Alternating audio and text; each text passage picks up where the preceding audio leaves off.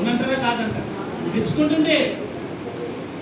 ఆ శుద్ధీకరించబడడానికి నీ కొరకు ఆ తల్లి విజ్ఞాపన చేసినట్లుగా నీ ఆత్మీయ తల్లిదండ్రులు దేవారాత్రులు నువ్వు ఒక షేప్ లోకి రావడానికి, ఒక గోల్డ్గా మెరవడానికి, ఆత్మీయ జీవితంలో అందముగా రావడానికి నీ కొరకు ఆత్మీయ తల్లిదండ్రులు ఎంతో రాత్రులు విజ్ఞాపన చేసి ఉంటారు. లేకపోతే వాళ్ళు పాలు పెట్టకపోతే పిల్లలు పెద్దలైపోతుంది. మా పెద్దలైపోతామా కదా? తల్లిదండ్రులు పాలు పెడితేనే పెద్ద. ఆ రీతిగానే వారు మన కొరకు తల్లిదండ్రులు, ఆత్మీయ తల్లిదండ్రులు మన కొరకు దేవారాత్రులు కన్నీరు కార్చారు కాబట్టి ఈ స్థితిలో ఉన్నాం. హల్లెలూయా, హల్లెలూయా. ఎప్పుడు చెప్తా నా ఆత్మీయ తల్లిదండ్రులకి అనేక రీతిలుగా మా ఆత్మీయ అన్నమ్మ మ్యాచెస్ గారు అరే బాబు రారా అని చెప్తే ఎప్పుడైనామనంటే దేవుడి బిడ్డలారా మాకు చిన్న కమలపాకు ఉండేది. ఆ కమలపాకు ఆ తల్లి ఇలా ఒంగోని ప్రార్థనకు వచ్చేవారు. ఎప్పుడైనా ఆ మిక్సీ పొట్టాలకు ఇచ్చిన సమయంలోనికి ఇది ఎక్కడ పారిపోయాడని వాకప్ చేసేవారు ఇలా పిల్లలందరూ చెప్పారు. ఎప్పుడైనా ఆ మిక్సీ పొట్టాలకు అప్పుడే మాత్రం వెళ్ళేవారు. కానీ దేవుడు వెతికి రక్షించుకొని ఆయన ప్రేమలో వాడుతుంది. ఈ సమయంలో కూడా ఆవిడ వెనకాల తండ్రి గారి వెనకాల మ్యాచెస్ గారి వెనకాల ఎక్కడికి వెళ్ళి ఆ కార్లో తీసుకెళ్ళిపోయి. ఎందుకు నేను చెప్తున్నాను, వారి యొక్క ప్రార్థన బట్టే మనం ఈ స్థితిలో ఉన్నామనే సత్యాన్ని మనము మన ఆత్మీయ తల్లిదండ్రుల యొక్క ప్రార్థన బట్టి ఈ స్థితిలో ఉన్న సత్యాన్ని, లేకపోతే మనం ఎక్కడ ఉండేవారన్నమాట ఉయ్యాల్లో ఉన్నా బాబువలే ఉంటాం.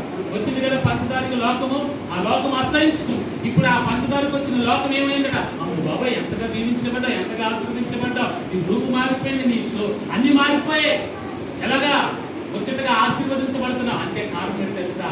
తల్లి యొక్క అంటే ఆత్మీయ తల్లిదండ్రుల యొక్క త్యాగము నీ కొరకు శుద్ధీకరణ అవ్వడానికి దేవుడి దగ్గర దేవారాత్రులు మొరపెడుతున్నారు. హల్లెలూయా. ఒక మధ్యవర్తులు కూడా మొరపెడుతున్నారు, విజ్ఞాపన చేస్తున్నారు. వారు మధ్యవర్తులు కూడా మొరపెట్టకపోతే మనం ఈ రోజు ఈ స్థితిలో హల్లెలూయా. గమనించినట్లయితే మనుషులందరూ కూడా ఏమంటున్నామా, first Timothy second chapter 2 Timothy పత్రిక 2వ అధ్యాయం ప్రకారంగా మనుషులందరూ రక్షణ పొంది సత్యమును గురించి అనుభవ జ్ఞానము గలవారై ఉండవలనని నిశ్చయించుచున్నాడు. దేవుడు ఒక్కడే, దేవునికి నరులకు మధ్యవర్తి ఒక్కడే, ఆయనే ఈయన అందరి కొరకు విమోచన ప్రయోజనముగా తనను సమర్పించుకొనెను. యేసుక్రీస్తు ఒకరి ద్వారానే అని గమనించినట్లయితే రోమపత్రిక తీర్పు ఒక్క అపరాధములను వచ్చినదే మనుషులకందరికీ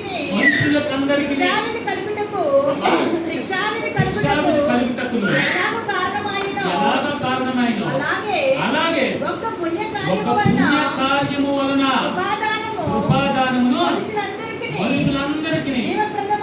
చాలా మంది పుణ్యం వస్తుందని అక్కడికి ఇక్కడికి అనేక స్థలాలు జరిగారు. ఇప్పుడు ఈ సీజన్ భక్తులు కూడా చాలా మంది వచ్చేస్తారు దేవుడికి. హల్లెలూయా. కానీ పుణ్యం అనేది ఎక్కడ వస్తుందట, యేసుక్రీస్తుని స్వంత రక్షణగా అంగీకరిస్తుంది. హల్లెలూయా.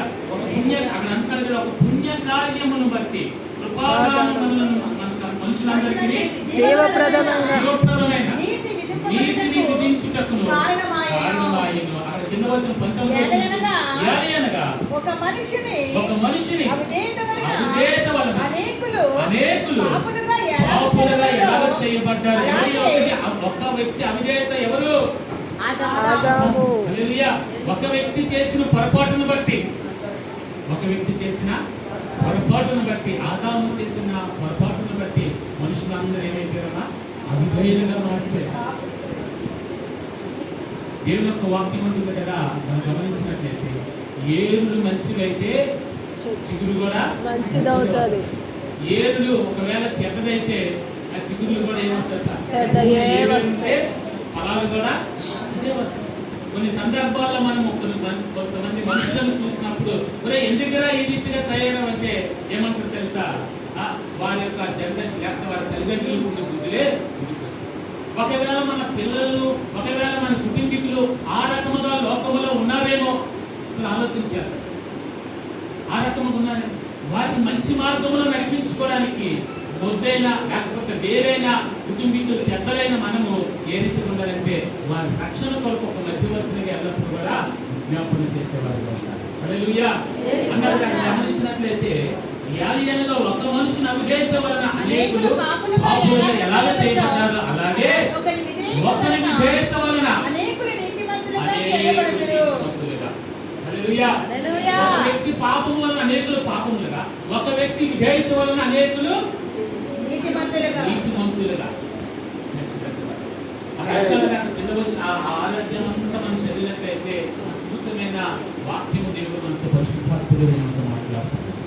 హల్లెలూయా. హల్లెలూయా. హల్లెలూయా. హల్లెలూయా. పాత నిబంధనలో మనం గమనించినట్లయితే ప్రతి మనిషి కూడా ఏం చేసేవారు తెలుసా?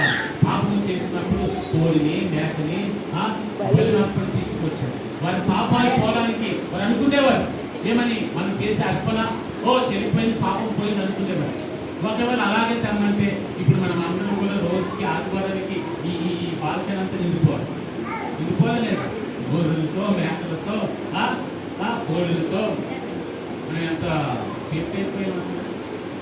హలో, మనం ఎంత అదృష్టంగా దేవుడు కృప కొట్టుకొస్తున్నారు. హల్లెలూయా. ఒకరు అలాగే తెమ్మంటే ధర్మశాస్త్రం ప్రకారముగా వారానికి ఒక మేకను వేసుకొచ్చి, వారానికి ఒక కోడిని వేసుకొచ్చి దేవునికి స్తోత్రం. హల్లెలూయా. ఈ ప్రాంతంలో ఒక సహోదరి పాస్టర్ రామోస్ గారు అనే ఒక ఆయన ఉన్నారు. ఆయన చర్చిలో ఒక ఆవిడ అదంతా కొంచెం పలుకుతుంది కాబట్టి ఒప్పుకున్నాను. అంటే ఒక ఒడంబడిక ఏం తీసుకుంది, ఇదిగో నాకు కానీ చక్కగా ఈ గొడవల నుంచి ఒక మంచి మొగత కానీ వస్తే మందిరానికి ఇచ్చేస్తానని ఒప్పుకున్నాను. ఒప్పుకొని పుట్టగానే పాస్టర్ గారు చెబుతారు, పాస్టర్ గారు దీన్ని నేనేం చేస్తానమ్మా, దీన్ని పెద్ద చెయ్యు, దీన్ని పెంచు అని చెప్పినట్టు అది పెంచి పెద్ద చేసినప్పటికీ సుమారు 35,000 రూపాయలు మధ్య ప్రాంతం నుంచి తీసుకొచ్చి ఇక్కడ హనుమంత్ బాబుల అమ్మడానికి దేవుడు సహాయం చేశారు. హల్లెలూయా. ఎందుకు దీన్ని మాట చెప్తున్నంటే ఇప్పటికీ కూడా పల్లెటూరు ప్రాంతాలకు వెళ్ళినట్లయితే వారికి పండింది ఏదైనా ప్రథమ ఫలములలో దేవుడికి ఖచ్చితంగా ఇస్తున్నారు. హల్లెలూయా. దేవునికి స్తోత్రం. హల్లెలూయా. దేవునికి స్తోత్రం. ఆ రీతిగా ఒకవేళ మనం గమనించినట్లయితే పాత నిబంధన గ్రంథంలో గొర్రెలో మేకలో తీసుకురామని అంటే ఆమె ఎక్కడ తేడా, కానీ దేవుడు ఏం చేశారు తెలుసుకున్నా, ఈ మనుషులందరూ ఎన్నిసార్లైనా ఎన్ని గొర్రెలు ఎన్ని మేకలు అర్పిస్తారని చెప్పి సృష్టికర్త అయిన దేవుడే మానవులని విలోకంలోకి వచ్చారు. పాత నిబంధన గ్రంథంలో పాపములను పోవడానికి పాపములను కప్పేది రక్తం మాత్రమే, కానీ శుద్ధీకరణ మాత్రం కాదు. పాపములను ఏం చేసేదమ్మా? కప్పేది మాత్రమే, శుద్ధీకరణ కాదు. మన ఇంటికి ఎవరైనా గెస్ట్లు వస్తే ఏం చేస్తాం? గమన టేబుల్ మీద ఉన్నది, లేకపోతే సోఫాల మీద ఉన్నది అంతా క్లీన్ చేయలేం, కానీ క్లాత్ ఏదైనా చక్కగా ఏం చేస్తా అప్పుడు కనబడకుండా కప్పేస్తాం. ఆ రీతిగా పాపము కప్పబడ్డారు తప్ప పాపం మాత్రం ఫుల్గా క్లీన్ అవ్వలేదు. ఈ క్లీన్ అయింది ఎవరి ద్వారా అంటే యేసుక్రీస్తు రక్తము ద్వారా మాత్రమే. హల్లెలూయా. ప్రోక్షణం అవశ్యకం తదరకం పుణ్యదాన బలియాగం. పరిశుద్ధమైన యేసుక్రీస్తు వారి రక్తము ద్వారా మాత్రమే మనుషులను పాపులను పవిత్రపరచబడి. హల్లెలూయా. పవిత్రపరచబడి ఇక్కడ అంటున్నారు. అక్కడ గమనించినట్లయితే 19వ వచనంలో యాలయనగా ఒక మనుషుని అవిధేయత వలన అనేకులు పాపులుగా చేయబడ్డారు, అలాగే ఒకరి విధేయత వలన అనేకులు నీతిమంతులుగా చేయబడుదురు. మరియు అపరాధము విస్తరించినట్లు ధర్మశాస్త్రము ప్రవేశించెను. అయినను పాపము మరణముకు ఆధారము చేసుకొని ఎలాగూ ఏలెనో అలాగే నిత్యజీవము కలుగుటకై నీతి ద్వారా కృపయు మన ప్రభువైన యేసుక్రీస్తు మూలముగా ఏలు నిమిత్తము పాపము ఎక్కడ విస్తరించును అక్కడ కృప అపరిమితముగా విస్తరించెను. హల్లెలూయా. మనం ఉన్నాం. ఎందుకంటే ఆయన యేసుక్రీస్తు ప్రభువారు రెండో ఆదాముగా ఈ భూలోకములకు వచ్చి ఒక మధ్యవర్తిగా వచ్చి మన కొరకు బలియాగం అయిపోయాడు. హెబ్రీ పత్రిక అంటున్నది గమనించినట్లయితే 9వ అధ్యాయం హెబ్రీ పత్రిక 9వ అధ్యాయం 11వ వచనాన్ని గమనించినట్లయితే హెబ్రీ పత్రిక అయితే క్రీస్తు రాబోచున్న మేలుని విషయమై ప్రధాన యాజకుడిగా వచ్చి తానే నిత్యమైన విమోచన సంపాదించి. అయితే క్రీస్తు అయితే క్రీస్తు రాబోచున్న మేలు విషయమై ప్రధాన యాజకుడిగా వచ్చి తానే నిత్యమైన విమోచన సంపాదించి సంపాదించి హస్తకృతము కానిది ఆ. అనగా అనగా ఈ సృష్టి సంబంధము కానిదియు ఈ సృష్టి సంబంధము కానిదియు మరి అని ఘనమైనదియు ఘనమైనదియు పరిపూర్ణమైనదియు అయిన పరిపూర్ణమైనదియు గుడారము గుడారము ద్వారము మేకల మేకల యొక్కయు, యొక్క గోడల యొక్కయు, ఆ. రక్తము చేత రక్తము చేత కాక తన తన స్వరక్తము చేతనే ఒక్కసారి పరిశుద్ధ స్థలములో ప్రవేశించును. అనగా మేకల యొక్కయు, మేకల యొక్కయు, ఎడ్ల యొక్కయు, రక్తమును మైలపడిన వారి మీద ఆ. ఆవు దూడ బూడను చల్లుటకు ఆ. శరీర శుద్ధి కలుగునట్లు ఆ. వారిని పరిశుద్ధ వారి పరిశుద్ధ పట్టాలకు వచ్చిన నిత్యుడు ఆత్మ ద్వారా తను తన దేవునికి నిర్దోషిగా అర్పించుకొనిన క్రీస్తు యేసు యొక్క రక్తము జీవకుని విడిచి దేవుని సేవించుటకు ఆ. మీ మనస్సాక్షి ఎంతో ఎక్కువగా 15వ వచనం. ఈ హేతువు చేత మొదటి నిబంధన కాలములో అనగా పాపముల నుండి అపరాధముల నుండి విమోచన కలుగుటకై ఆయన మరణము పొందినందున ఆయన మరణము పొందినంతగా పిలువబడిన వారు నిత్యమైన స్వాస్థ్యమును స్వాస్థ్యము ఇచ్చిన వాగ్దానము నిమిత్తము ఇక్కడ చాలా జాగ్రత్తగా ఆలోచించండి. ఆయన చదవం ఈ హేతువు చేత ఆయన క్రొత్త నిబంధనకు మధ్యవర్తి అయి ఉన్నాడు. హల్లెలూయా. ఆయన క్రొత్త నిబంధనకు అనగా పాత నిబంధనలో ఉన్న రక్తము మనుషులు ఏం చేయలేదు, విమోచించబడలేదు. యేసు క్రీస్తు ప్రభువారు మాత్రమే ఈ భూలోకములకు ఎందుకు వచ్చారు తెలుసా? ఒక మధ్యవర్తి. ఏదో తోటలో నశించిపోతున్న వ్యక్తులను రక్షించడానికి, నన్ను కూడా పాపము నుండి విమోచించడానికి పరిశుద్ధుడైన దేవుడయ్యింది ఈ భూలోకములకి ఒక మధ్యవర్తిగా వచ్చాడు. ఒక మాటను చెప్పాలని ఆశపడుతున్నాను. ఒక దొంగ కోర్టులో పట్టుబడ్డాడు. విశాఖపట్నం జిల్లా కోర్టులో సింహోటల్ జంక్షన్ అంటే నచ్చినప్పుడు ఇప్పుడు జడ్జిపోతారు. అంతే కదా, సింహోటల్ జంక్షన్ ఇప్పుడు జడ్జిపోతారు. రైట్. ఏదైనప్పుడు కూడా ఆ శిక్షకి లేకపోతే ఆ ఫోన్లో ఆ యొక్క ముద్దాయి ఉన్నాడు. ముద్దాయి ఉండి ఏం చేస్తున్నాడంట, జడ్జి వైపు చూస్తున్నాడు. జడ్జి గారు పెన్ను పట్టుకొని శిక్ష వేయడానికి రెడీగా ఉన్నాడు. ఈలోగా ఆ ముద్దాయిని అడుగుతున్నాడు, అయ్యా నీ పక్కన వాదించడానికి ఎవరైనా ఉన్నారా అని అడుగుతున్నాడు. అయ్యా నా పక్కన ఎవరు లేరు, నేను ఎందుకంటే దుర్మార్గులని అనేకులను దూషించాను, అనేకమైన తప్పులు పొరపాట్లు చేశాను, నా పక్షాన ఎవరు లేరు, మీరు ఏది చేస్తారో చేసుకుని అనేసి. ఈలోగా జడ్జి సిద్ధమైపోయి కళ్ళద్దాలు కిందకి దించి శిక్ష వేయడానికి పెన్నని విప్పేస్తుంది. అంటే శిక్ష వేయడానికి సిద్ధపడుతున్నాడు. ఈలోగా ఆ ముద్దాయి తరపున మధ్యవర్తిగా ఒక పబ్లిక్ ప్రాసిక్యూటర్ లేచి, అయ్యా జడ్జి గారు ఆగండి అని చెప్పి ఈ ముద్దాయి తరపున మధ్యవర్తిగా నేను వచ్చి వాదిస్తానని చెప్పాడు. సరే అని చెప్పి వాదించి ఆయన ఫైన్ వేశాడు. ఆ ఫైన్ కట్టకపోతే శిక్ష వస్తాడని చెప్పాడు. సరే ఆయన ముద్దాయిని అడిగాడు, ఏమని ఫైన్ కడతావా అని అడిగాడు. కట్టనా అన్నాడు. డబ్బులు లేవన్నాడు. ఆ ఫైన్ నేను కడతానని చెప్పి ఆ మధ్యవర్తిగా వచ్చిన ఆ పబ్లిక్ ప్రాసిక్యూటర్ లాయర్ ఫైన్ కట్టేశాడు. చక్కగా రిలీజ్ అయిపోయాడు, వెళ్ళిపోయాడు. కానీ మరలా 15 సంవత్సరాల తర్వాత అదే వ్యక్తి ఏమయ్యాడు? తెలుగులో ఒక సామెత కదా, ఏముంటుంది? పాము కట్ట విషయం ఎక్కడ ఉంటుంది? తలలో విషయం ఉంటుంది. తలలో విషయం ఉంటుంది. దేనికి? మనిషికి కంటితో విషయం చూపుతాడు, నోటితో విషయం చూపుతాడు, చేతులతో విషయం చూపుతాడు. ఇనివెల్ల విషయమే. ఒకప్పుడు కొండైనా మారుతుందేమో కానీ ఈ బుద్ధులు మారలేదు. కానీ 15 సంవత్సరాల తర్వాత అదే కోర్టులకు మళ్ళా తప్పు చేసి వెళ్ళారు. వెళ్ళినప్పుడు ఆయన జడ్జి వైపు చూస్తున్నాడు. చూస్తూ నీకు 14 సంవత్సరాల శిక్ష వేసేస్తున్నాడు అంటున్నాడు. జడ్జి గారు ఆగండి, ఒక 10 సంవత్సరాల క్రితం నేను వచ్చినప్పుడు ఇదిగో మీరే నాకు ఫైన్ కట్టి విడిపించారు, ఇంకొక అవకాశం ఇవ్వండి అని అడుగుతున్నాడు. అప్పుడు ఆ జడ్జి గారు అన్నారట, నాయన అప్పుడు నేను మధ్యవర్తికి వచ్చాను, ఒక పబ్లిక్ ప్రాసిక్యూటర్గా వచ్చాను, మధ్యవర్తికి వచ్చి నీకు కావలసిన ఆ శిక్షను తప్పించడానికి నీ తరపు నేను ఫైన్ కట్టాను.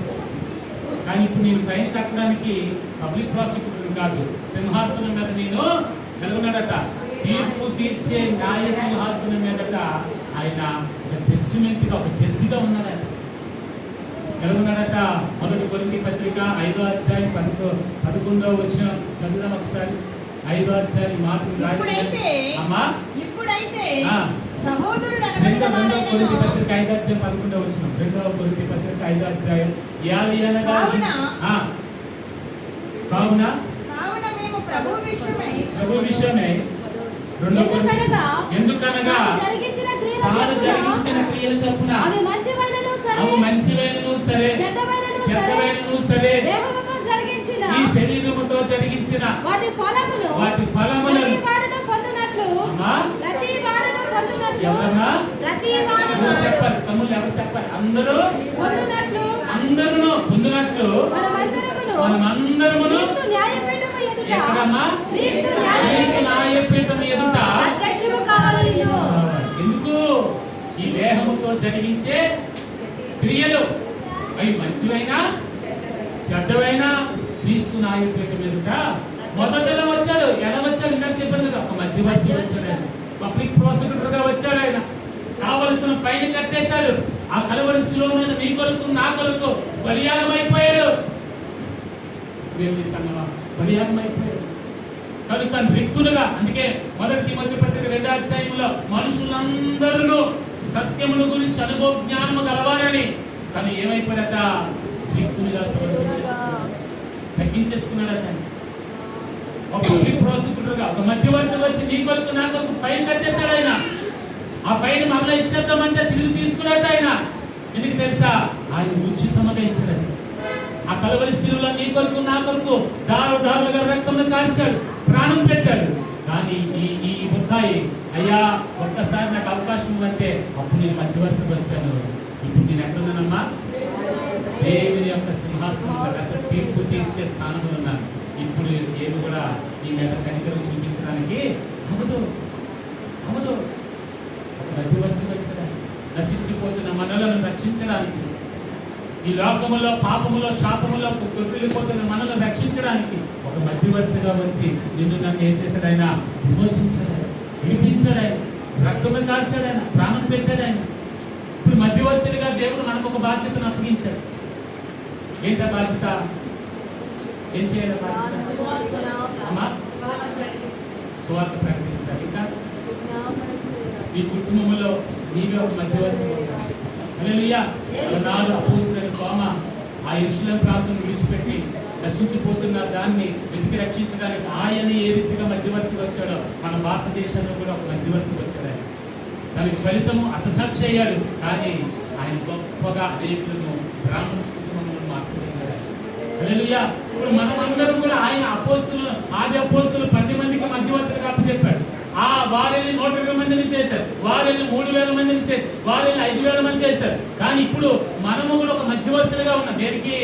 చీటీ తీసుకోవడానికి, ఆ బ్యాంక్ సూట్కి కట్టడానికి, లేకపోతే ఇంకేమంటారు ఈ ఉంటారని మధ్యవర్తిగా అది కట్టకపోతే ఇది పట్టుకోవాలి.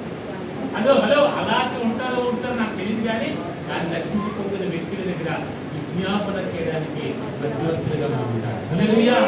నశించిపోతున్న వ్యక్తుల దగ్గర, నశించిపోతున్న కుటుంబానికి మనం విజ్ఞాపన చేయడానికి ఒక మధ్యవర్తులుగా దేవుడు మనల్ని ఏర్పాటు చేసుకున్నాడు. హల్లెలూయా. ఏ రిలీజియన్స్ లో లేకపోతే ఏ తెగలో ఎవరికి లేని గొప్ప ధన్యత ఇతరుల కొరకు విజ్ఞాపన చేసేది, ఇతరుల కొరకు తమడు మొరపెట్టేది, ఇతరుల కొరకు కన్నీరు కార్చే భాగ్యము ఎవరికి ఇచ్చారంటే ఒక క్రైస్తవులకు మాత్రమే, ఒక దేవుని ఎరిగిన వారికి మాత్రమే ఇతరుల కొరకు విజ్ఞాపన చేసే భాగ్యము ఎవరికి ఇచ్చారమ్మా? ఎవరికి ఇచ్చారు చెప్పాలి? క్రైస్తవులకు. ఈ లోకంలో ఎవరు కూడా ఇతరుల కొరకు విజ్ఞాపన చేయరు. ఈ లోకంలో ఎవరు కూడా నీ కొరకు నా కొరకు విజ్ఞాపన చేయరు. కానీ ఒక క్రైస్తవుడు మాత్రమే ఇతరుల కొరకు ఒక మధ్యవర్తిగా తెల్లవారుచాము వేసి కన్నీరు కారుస్తాడు, ప్రార్థన చేస్తాడు.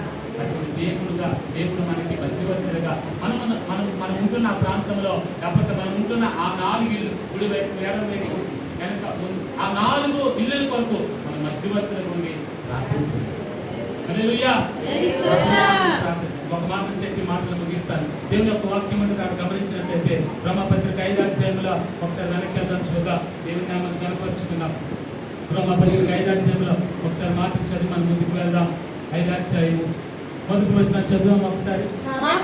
కాబట్టి విశ్వాసము మూలమున మనము నీతిమంతులుగా తీర్చబడి మన ప్రభువైన యేసుక్రీస్తు ద్వారా దేవునితో సమాధానం సమాధానం కలిగి ఉందుము. మరియు ఆయన ద్వారా మనము విశ్వాసము వలన ఈ కృపయందు ప్రవేశింపగలవారమై అందులో మొట్టమొదటి వచనం ఏమంటుంది? కాబట్టి విశ్వాస మూలముగా మనము నీతిమంతులుగా తీర్చబడి మన ప్రభువైన యేసుక్రీస్తు ద్వారా, యేసుక్రీస్తు ఏమైపోయాడు ఇక్కడ? మనకి దేవునికి మధ్యవర్తిగా. హల్లెలూయా. యేసుక్రీస్తు ద్వారా దేవుడితో సమాధానం పరచబడ్డానికి. లేకపోతే మనం ఎటువంటి వారమట? ఇలా చెప్పాలి, ఎటువంటి వారమ్మా? ఉయ్యాల్లో బాబు లాంటి వారినే.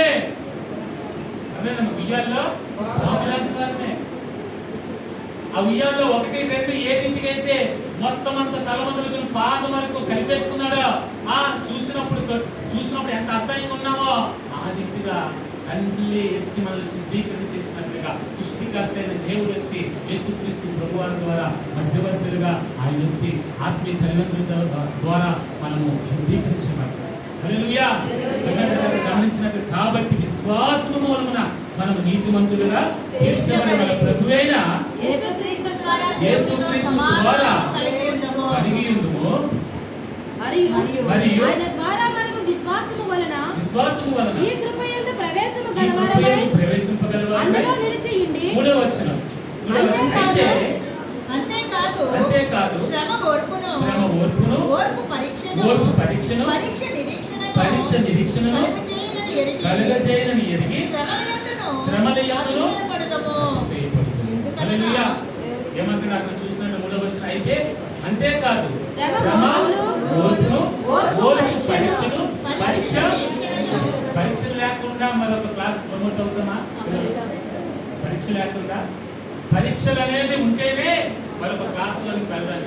అగ్ని చేత శోధింపబడినప్పుడే, అగ్ని చేత కాల్చబడినప్పుడే దాని యొక్క విలువ మనకి తెలుస్తుంది.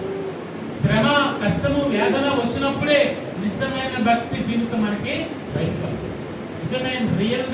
నిజమైన ఆత్మీయ జీవితం ఎప్పుడు వస్తుందంటే శ్రమలో, కష్టములో, వేదనలో ఉన్నప్పుడే. ఆ పైకి వచ్చిన అంటున్నా ఏమన్నాడు? ఓర్పు. అక్కడ గమనించినట్లయితే శ్రమ ఓర్పును. ఓర్పు అంటే మాట ఒక నిమిషం ఆగిపోతాడు. ఓర్పు ఎంతమందికి తెలుసు? హల్లెలూయా. చిన్నతనంలో మా నాన్నగారు లేకపోతే మా ముగ్గురు అన్నదమ్ములకి కలిపి మా అమ్మగారు వండి పెట్టేవారు. మా అమ్మగారు ఎక్కడికైనా బయటకు వెళ్తే అది ఓల్చేవారు. దానికి హోల్స్ ఉండే ఆ ప్లేట్కి, ఆ steel plate silver plate holes ఉంటే ఈ బొట్టలే కాలిపోయింది. పంపిస్తాను అంటే ఓర్పుకి చాలా తేడా ఉంది. అక్కడ గమనించాలి.